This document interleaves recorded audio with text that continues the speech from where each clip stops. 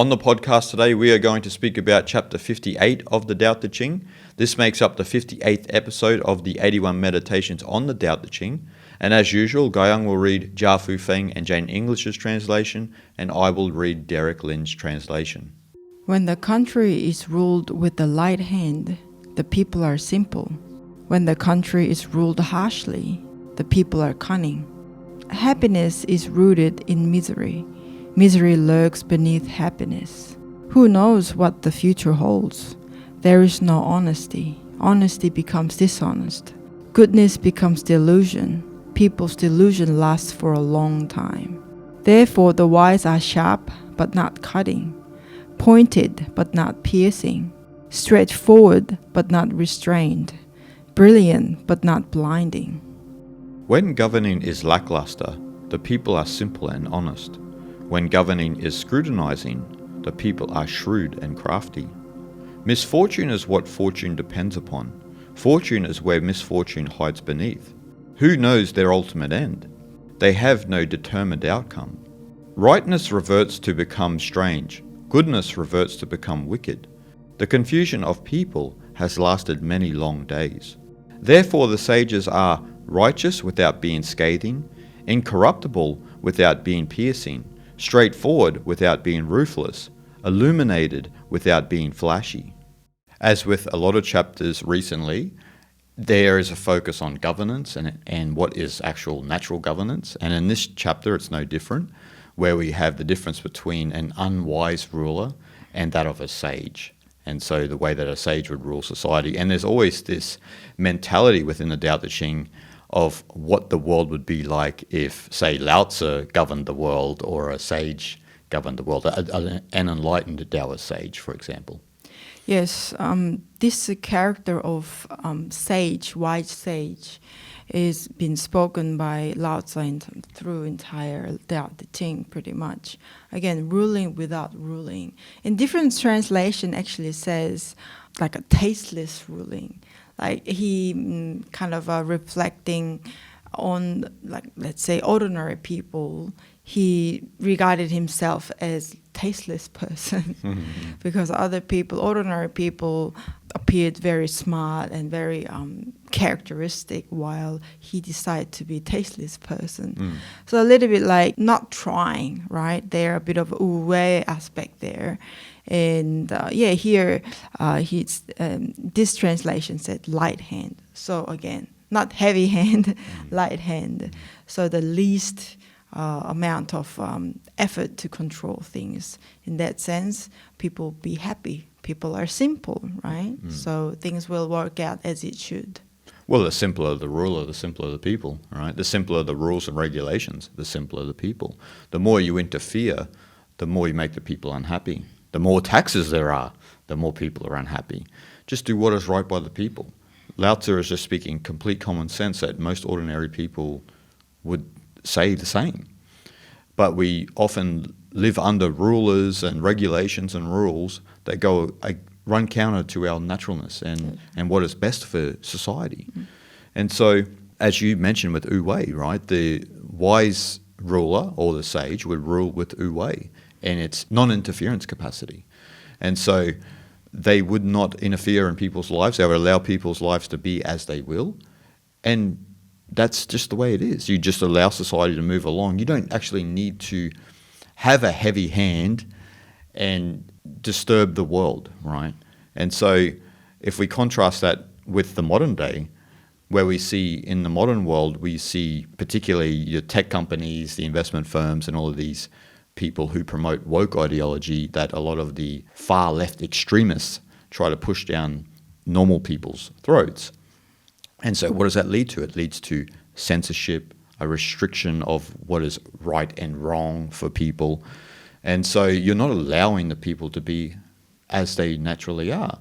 In democracies especially, we have constitutions that are supposed to reflect this type of non-interference capacity, right? So you have freedom of speech. Yes. But now we see in the world now, freedom of speech is being destroyed because of this illogical woke ideology, which is promoted by the far left extremists.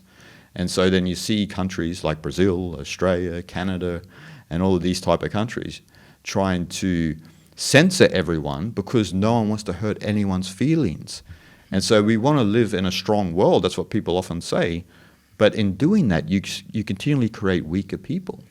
And Lao Tzu is not saying that we should be soft and weak in the mental and physical perspective. He's saying we need to have conviction. We need to stand by something. We need to stand for something, which we get to later in this chapter, in the last part of the chapter. But you don't want to be pushed around, and you don't want to be censored because of the fear of hurting someone's feelings. We all need to toughen up a little bit, you know. So in the modern day, like as I mentioned with those extremists, is they will use things like hate speech, for example, right? So you create this mentality and this category which is supposed to support your agenda for destroying freedom of speech. But if you do that and you destroy freedom of speech, then all of your rights will be taken away. I mean, it's obvious, right? And the countries that have that mentality, have a look at how those populations are and why they want to leave and move to democratic countries. Mm-hmm. Ask yourself that. And maybe those people who are trying to promote the destruction of freedom of speech and just the ability to be a human being, maybe they ought to move to those type of countries where they have a strict communist regime, right? And so the reason why Taoism was destroyed in China was because it is obviously anti-communist, because it is a natural path. It is naturally democratic because it allows people to be as they are. And look, if someone's feelings get hurt on the way, then what can you do about it? You know, I grew up in a generation where we said, F your feelings. And so you had to be tougher.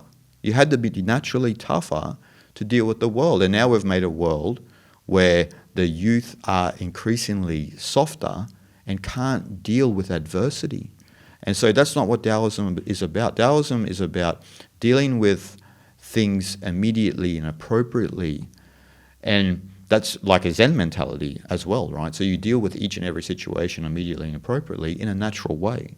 And sometimes that might mean that you need to have a stern word with someone, but most of the times life is shanti, life is good, you know. And so that's what Lao Tzu is saying. Live by principles, have convictions, but also in doing that, living by principles, having convictions, you allow people to live their own lives according to their own principles and convictions without trying to interfere with each other. And you definitely will not try to censor or restrict anyone's way of life or way of thinking. Yes, I think if Lao Tzu were to just have a sneak peek of the way the world is these days, I don't know, like he might just, his reaction would be, oh, well, where do I start? Like, I actually honestly really think that since the dawn of the smartphone age, a lot of social media companies started to become on the surface in our lives. And they, at the very beginning level, they provided a good service as in a communication tool, right? And find a long lost friend or family or something like that through the database and whatnot, right? So it's very innocent, and it had it's kind of like a really right purpose for serving for what we needed at that time. And probably it won't be any much different from what we need today, I don't think. But because things became very complicated and complex, and they offer just too many things that we don't even really need, they had to come up with some sort of service to make money, right? They had to make it profitable. So the people who are familiar with their services, and plus the younger generation who basically grow up with, think that that is a normal. Right? And a lot of people would defend the social media platforms. How good is this that we can communicate from different parts of the planet in seconds and like without delaying, waiting and things like that? How good is this? And so much information that we can get as well, like without any delay from anywhere you are and this and that. But again, like we grow up without internet. We were born without computer, without internet. Yeah. I don't know if any young person can imagine how it's like. They'd be like, oh, it sounds like a Bronze Age or Iron Age or something like that. Yeah. Yeah, if you say something to someone to their face, you're going to get repercussions immediately. You can't hide in your grandma's basement no more with those Cheetos on your face. That's right. Because there's only face-to-face or telephone communication. Back then, we didn't even have a mobile phone, right? It was just like even cable television wasn't even around, right? It was just a network television and landline phone. If we need to call someone when you're out, you had to use public phone. Nowadays, public phone doesn't even exist, and people wouldn't know how to even use it for young generation people. So, world was fine. Yep. World was completely fine. We had no need, per se, to, I gotta speak to someone right now. Gotta get this message over right now. Let's go back to a few hundred years back. People walked. People walked for days to deliver news. So you wouldn't even know, let's say your parents or siblings passed away. You might get to know next month. It was like this. But again, the life was fine, right? Yeah, so again, this immediacy and the overloading the information and this and that only made our life much more complicated. And again, the timing that we start having the depressions and especially for young generation as well, having these anxiety issues, mental problems, and schizophrenic issues and this and that, it's coincide with the dawn of the smartphone. Yeah. So it didn't make our lives better at all. No. We can share and communicate with people who are part of my esteemed audience, right? I not that I want to praise myself, but I feel as though like the audience that watch my channel are esteemed people. You know, they're intelligent people, peaceful people. And so I love and appreciate all of you. And so obviously they can watch and listen and not take everything so seriously. Even if they don't agree with something that you and I say, they are not so easily triggered because that comes from the social media generation. Without, like, see, you can't even have Gurdjieff's grandfather's mentality of sitting there, Guy Young said that, but sitting with that for 24 hours. But what do? I'll let her know about what I think. I got to get on this right now. Yeah.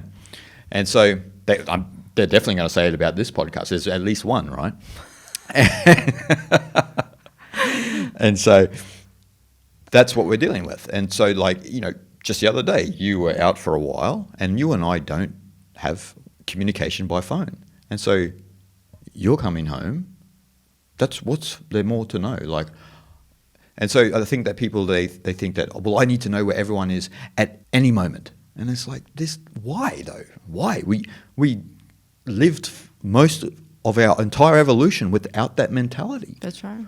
We've only lived with mobile phones for, let's say, 20 to 30 years. And so that 20 to 30 years doesn't make up the entire human evolution. And so I think people need to retrain themselves naturally not to carry a phone around them, with them, not to worry where someone is, not even their kids, allow their kids to play unmonitored and this and that, which actually is one of the key markers of developing strength within children, which has been taken away and no one's speaking about it. Only scholars and professors like Jonathan Haidt talk about this. But that's one of the other ones, right? Like, isn't it ironic? When you're always monitoring someone and you're always censoring someone, they become weaker. And so that's what's happening, right, with social media. So, you better not say that. Why? Because the woke mafia might come after you. Who cares? Who cares? Like, they've got to get off their Cheetos. Like, I care for their health, but I don't care what they say. And so we really need to hone in on that naturalness, on bringing it back to just allowing things to be as they will. And that's what this chapter is saying. Like, if you don't censor and you don't restrict the people, you allow life to be as it will, right? Without worrying about, where's my wife, where's my husband, when's the pizza going to show up? Like, you said it was 7 o'clock, it's now 7:30. Have patience and wait. If it doesn't come, then, well, it just wasn't meant to be. Yeah, that's right. Yeah. Yeah, I mean, yeah, like you said, for example, the pizza is supposed to get here at 7 p.m., but it's 7:30. What are you going to do? Let's imagine that we don't have phones, nothing. like, I mean, as in the mobile phones, and you get constant updates, and with this delivery app, you can see GPS where the delivery man is. And this. Oh my God, it Right? sounds like anxiety to me. Yeah. So let's say we don't have any of it now. What would you do? Just waiting is all you can do, right? And yeah, like you said, if it turns up, then maybe traffic was a lot, and like it was just a lot of orders and this and that. Oh, it doesn't. Oh well, they just unlucky today. Make a few Vegemite sandwiches. You have just to, you have to just be happy with it. Exactly, yeah. And so you get to learn that sort of situation. Again, there's too much technology controlling our life is only make us dependent on it. And that dependency actually makes us weaker, Yes. right? Whereas independency makes people stronger. Yep. So even in that case, like pizza is not coming on time. Either you wait, you get it later, or you won't have it at all. It's one of those situations that you learn from the experience. Yes. And that, I mean, small situation, but it brings you about like a character within you. Like how long can you wait and how you're going to deal with the situation. Really, I'm bloody hungry right now. I got to eat, but it's not coming. So going through that experience without expecting that to happen only gives you more strength and independency, right? So again, these tech companies, technology only expect people to depend on them so that they can make a lot of profit out of that situations, right? And the trait for that for us as users is that to be depend on more and more and more and more, and then we become having a weaker personality, weaker characters, right? And we become anxious. Why is not coming? And like you just having a panic attack. I'm bloody hungry, and I think they're going to get angry. Die of starvation. It's like you don't even have to eat. Like so it's just it only gets you to have this very unsteady, anxious personality, which we only learn from these technologies. See, it's all about control. See, like that's what has happened to society because of technology, because of this mentality that I need to control everything, which actually coincides with the unwise ruler, right? So it's a microcosm of the unwise ruler. And as they say in the chapter, like you become a reflection a lot of the time of the unwise ruler because you're trying to control everything, right? So you're trying to control when the pizza comes. You're trying to control where your kids are or where your spouse is. You're trying to control everything. Just allow it to be. When do you ever allow it to be? Because in actual fact, that is what is really happening. You think you have control, but you have really a small bandwidth you control in your life. What if the phone service goes out? What if your phone runs out of battery? All of these things, right? And so this coincides with kind of the midsection of this chapter where Lao Tzu talks about how misfortune and fortune and sometimes good and bad coincide and depend upon each other. And what we think is bad sometimes is good, and what we think is misfortune leads to fortune. I mean, we know this naturally in our own lives, right? But because we've been trained with this controlling tendency, we continually forget that. And so an easy example of this is that someone who becomes successful is not instantly successful. They have had to endure many, many failures along the way. And it's only upon reflection and in hindsight that you look back and you say, well, that's why I had that failure, because it led to this and led to that. In the immediate moment, you're not thinking clearly because you're caught up in that moment and you think that it's the end of the world. You don't have the distance to see that, well, look, maybe this is going to lead into something else. Yeah, so that's why in the chapter talks about happiness and misery, right? Like when you pursue happiness, then misery comes, and the misery is underneath of happiness, yes. Right? Yeah. So that knowing that actually the both side of opposites are actually part of one thing. Again, the story of father and the son, right? Like, so there's a farmer father and the son living in a small village. Yes, and they had one horse, and the horse ran away, right? And that's all they owned. Oh, how misfortune it is! Like the village people came around and I feel sorry for you and whatnot. And a couple of days later, and the farmer actually was okay. Oh well, it is what it is, and we'll see what happens. Yep. And a couple of days later, and actually the horse came with another horse. So they found a friend, right? And so one became two horses now a couple of days later. And then village people say, oh, that's great. You're so blessed and this and that. And the son take those horses out to go on for a ride. And the son fell off the new horse that brought. It was very untamed probably, and it broke his leg. I was like, oh, how unfortunate you are.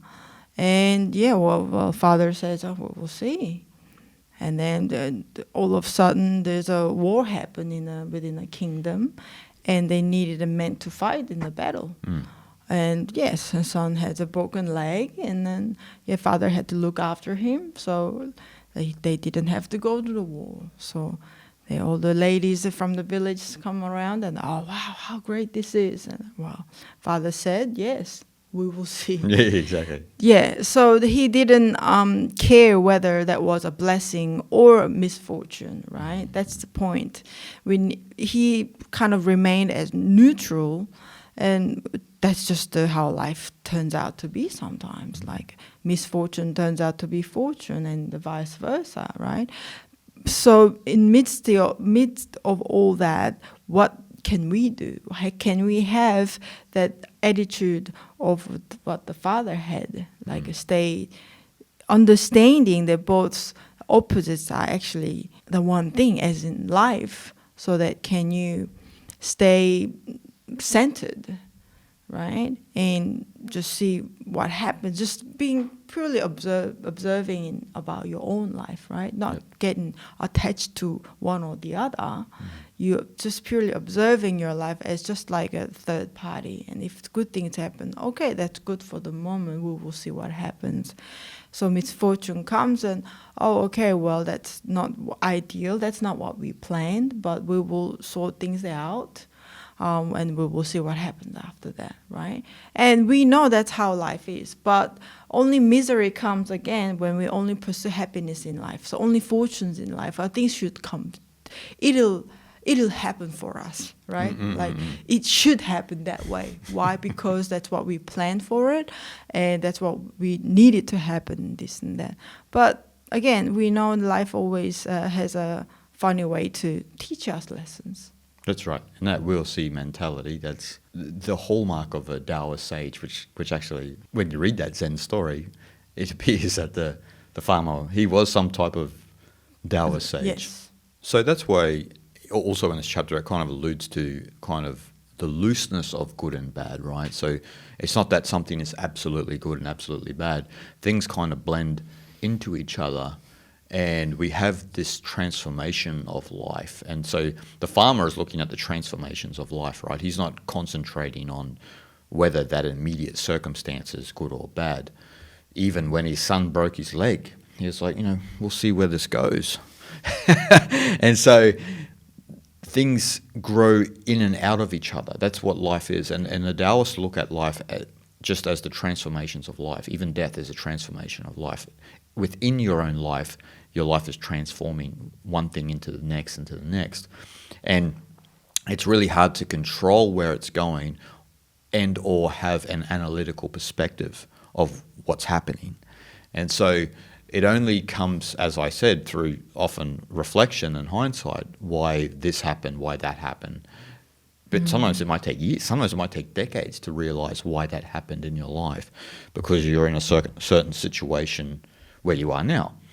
And so when we look at the leadership mentality, the chapter kind of ties up with how Lao Tzu or a sage would rule society, right? And we kind of touched on, when we mentioned political extremists, how the sage would rule by non-interference.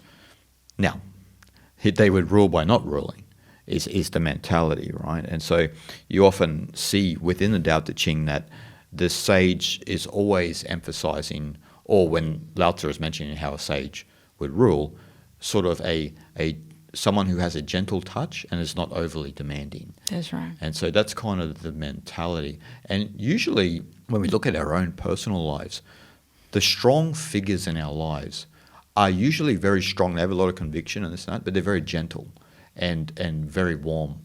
And though they can be, aggressive at certain times when that time matters, when you feel the love and affection from them, it's much more real than when you feel it from someone who is always fake and kind and gooey and that all the time, who are trying to live up to an expectation of what it is to be pious or peaceful. Whereas when you are a genuine person, or what in Taoism they call a genren, a genuine person or authentic person, or a true person of Tao, is that person is free to be funny, free to be angry, free to be this and that when that time permits. But they're not overly one or the other. They move with the transformations of life. And that's what's very different, right? Like, so a sage, if they were ruling, there would be situations maybe where they need to exert some aggressiveness to another state or so forth and so on. But that would be minuscule compared to how they would rule typically, which would be to leave the people alone to follow their own lives according to how they want. And they wouldn't overly rule a society or have many regulations because they want the people to live the best lives possible for themselves. It doesn't mean law and order doesn't exist. Of course, law and order still exists, but it exists in the mentality that obviously you shouldn't incur harm on yourself or incur harm on other people. And I'm talking about physically here. We're not talking about verbally. And so, Lao Tzu, he obviously grew up in a time where sticks and stones may break my bones, but words will never hurt me. Mm-hmm. And in this day and age, because we've created such a soft society, one word can just throw someone off kilter, and, which is highly immature when you think about it. That's right. So in this chapter, even the last part, it says about the wise sage's attitude, right? So it says very sharp but not cutting, right? So sharp, but it doesn't harm anything or anyone, like you said. It's pointed but not piercing, pointed but not cutting things into parts, and straightforward but not restrained. Brilliant but not blinded. It's bright and light, lots of light coming from the sage, but does make others blind, right? So like in the leadership context, they would do some things right at the situation, like you said. They're not doing nothing at all, right? They need to say some things to the kingdom next door, and or some people who are misbehaving. They might need to get punished somewhat to learn why it's important not to behave such way and this and that. But again, like Taoist rulers are trusting nature, trusting people, right? Mm-hmm. So that they know, the people in general, like if people live alone and you trust them, most cases you don't have to interfere with their life too much. Even these days it's the same. If we were to really trust one another, we don't have to tell them what to do, really, right? Because we will all behave well for ourselves and others, right? Naturally, without trying to or get forced by somebody, right? So, in that situation, the Taoist rulers, sages, don't have to interfere too much, just maybe changing the direction a little bit here and there when it's necessary. Just like the seasons change, right? Like a seasons turn corners when Earth is in a certain point in the solar system and the sun is at a certain position and whatnot, just like that. And it's just a little bit of a changing the direction when it's necessary, but rest is well taken care of, really. In general, we don't have to interfere too much, just when it's needed, and rest. Just like we trust the sun will rise tomorrow again, right? It will set again, thankfully. It's very hot. Yes. So, yes, we trust in one another, and that is the natural ruling of Taoist sage. And that trust is very important, and that is what the unwise ruler, the unwise political philosophies don't understand, because they want to control. They don't trust people. because they make up their own rules and regulations. And I've mentioned this on the podcast before. It always reminds me of my dad when I was younger. And I'm from Queensland, which is pretty much a normal type of state, salt of the earth people, very communal when I was younger, you know, like in the 80s. And so very communal. There were no fences, no one locked their doors, everyone knew each other. But then there was some people from a particular part of Australia which don't trust each other. And so what did they bring into the community? High fences. And because I was only 6, 7, I'm thinking, who cares? Like, that's crazy. But then you see more high fences come in. You see more high fences. Then people don't know each other in the community. There's less community. Yeah. And there's more fear and isolation. And so then you see this more and more, and it kind of spreads like a virus through my hometown of Mackay. And then people don't know each other. You know, only the ones who were there before those type of people came still were holding the community together, right? But then it just changed everything, because it is this mentality of a lack of trust of people. So obviously I need a high fence because I don't trust anyone. And so where I'm from, like, even though it was poor socio-economic type of place, there was far less crime because a lot of these ideas didn't proliferate through the media and this and that. So people just sort of got on with their lives, and whatever money we could make, and then that was it, right?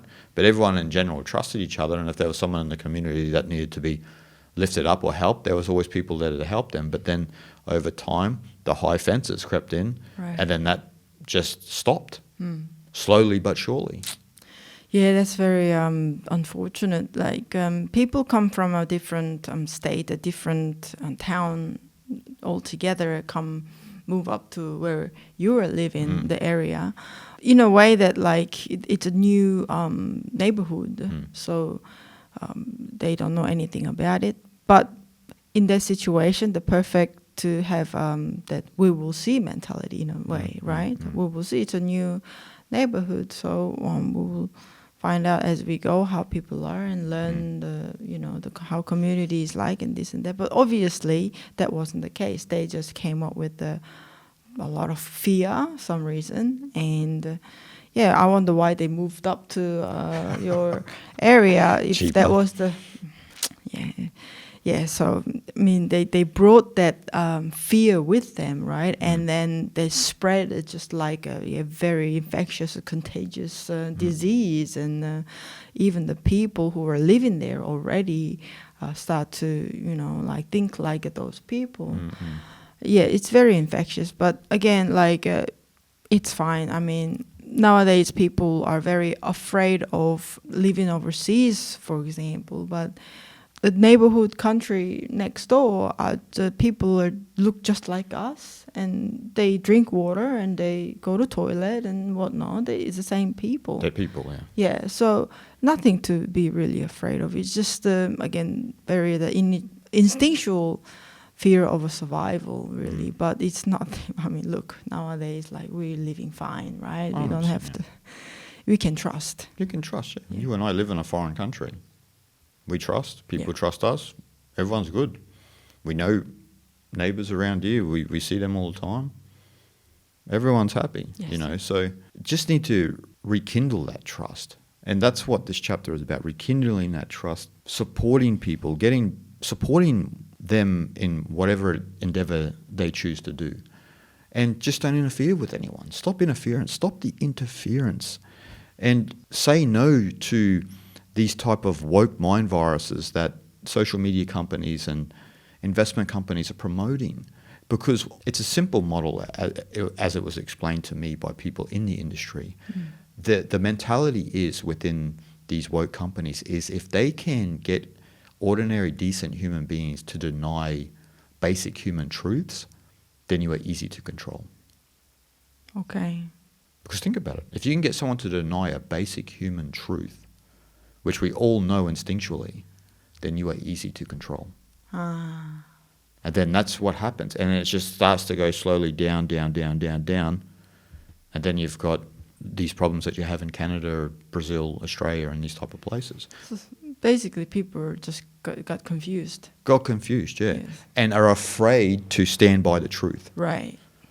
because the media companies and this have made it so that you're afraid to say that, like, for example, if you say anything, they'll call you a bigot, they'll call you a racist and this and that. And I'm telling all of you now, don't even give a crap what they call you, because you're not that. They're only calling you that because they want to control you. And so anyone who's trying to control you cannot be trusted. You can trust ordinary, decent people, but these companies have a different agenda for humanity. And so if they are trying to tell you to deny basic human truths, and this came from the inside of the industry, then you need to think about what you are being told, what's being pushed down your throat, what your kids are consuming. You need to be very wary of that and start to come back into harmony with what Lao Tzu is saying at the end of this chapter.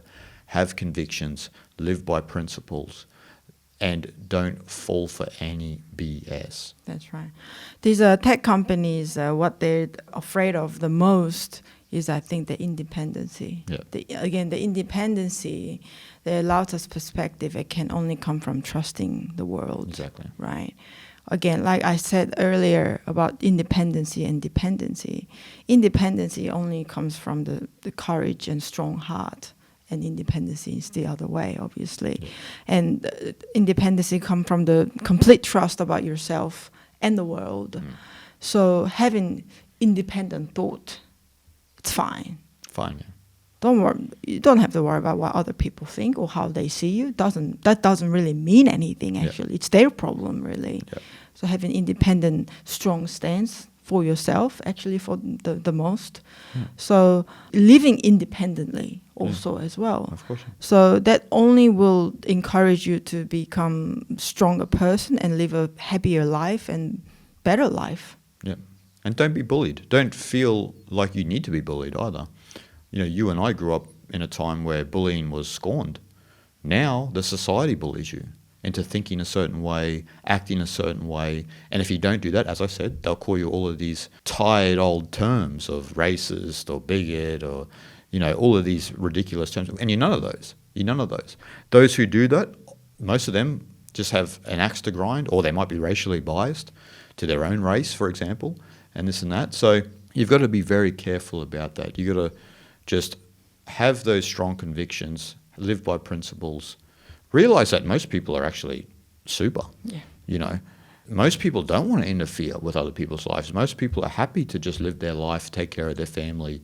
And if we can become good friends by being neighbors or this and that, that's a bonus. That's a real bonus in life. And so don't believe what you hear on the media. Don't believe that the world is this and that, because it's not this and that. It's completely different. Go outside and go for a walk around. All this crap you see online, all you could do is, like what Bill Hicks said, you open the window and you just hear birds chirping. And you're like, where is all this crap happening? Where is this happening? It's happening in the minds of people. That's right. Who think that that's actually how the world is. But that's not how the world is. And Americans themselves sometimes suffer from this, where they have a very American-centric attitude. Hey, the world is like this. No, it's not. Go to Chad, go to Burkina Faso, go to Venezuela, go to India, Nepal, Sri Lanka, Bangladesh, Myanmar. The list goes on. Life is completely different. Get out of your bubble, get out of your own head, and realize that your game is not the only game in town. And if your game doesn't seem right, you need to question the rules of the game that you're in. It only gives you more fearful of the world, Yeah. and that's how they control Yes. people, Yes. right? Well, if you get out of the bubble, get out of the isolated way of thinking, Yep. life is good. Life is good. Yeah. We've seen many people from America and Canada and that move to Thailand or India, and then they say, wow, man, there's no wokeism here. How good's this? I'm never going back. Never going back. Guys, we hope you enjoyed, and we'll see you guys next time.